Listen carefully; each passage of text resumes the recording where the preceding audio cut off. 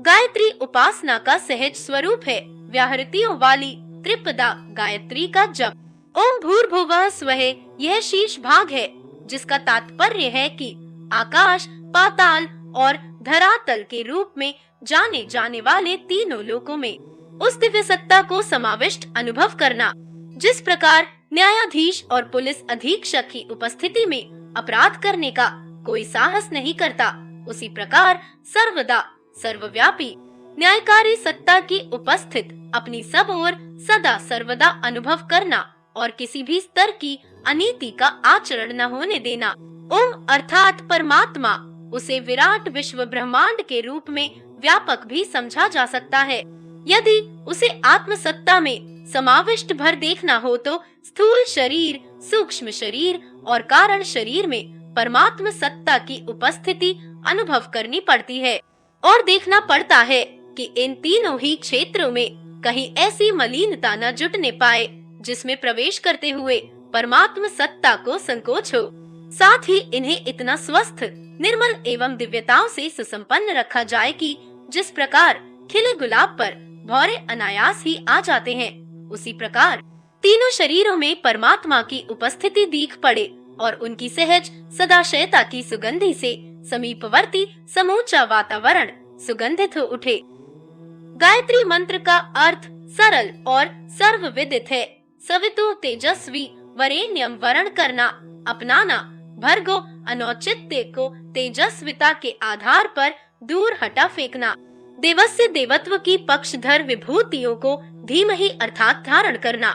अंत में ईश्वर से प्रार्थना की गई है कि इन विशेषताओं से संपन्न परमेश्वर हम सबकी बुद्धि को सन्मार्ग की ओर प्रेरित करे, सद्बुद्धि का अनुदान प्रदान करे।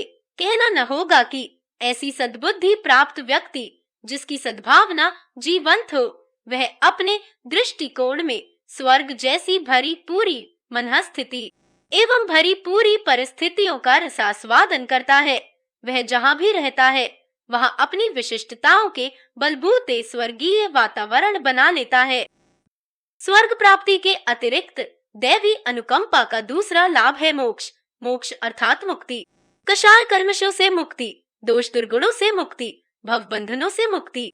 यही भव बंधन है जो स्वतंत्र अस्तित्व लेकर जन्मे मनुष्यों को लिप्साओं और कुत्साओं के रूप में अपने बंधनों में बांधता है।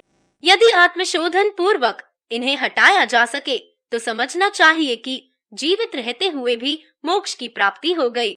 इसके लिए मरण काल आने की प्रतीक्षा नहीं करनी पड़ती।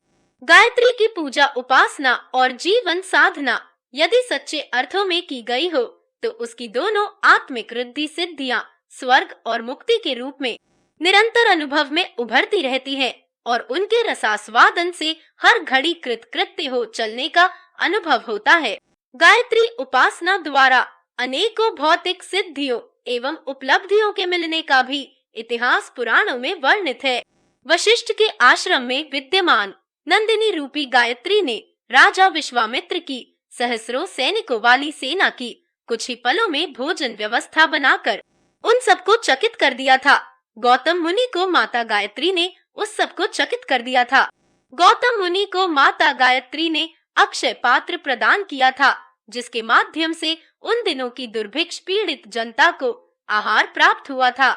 दशरथ का पुत्रेष्टि यज्ञ संपन्न कराने वाले श्रृंगी ऋषि को गायत्री का अनुग्रह ही प्राप्त था, जिसके सहारे 4 देव पुत्र उन्हें प्राप्त हुए। ऐसी ही अनेकों कथा गाथाओं से पौराणिक साहित्य भरा पड़ा है, जिनमें गायत्री साधना के प्रतिफलों की चमत्कार भरी झलक मिलती है।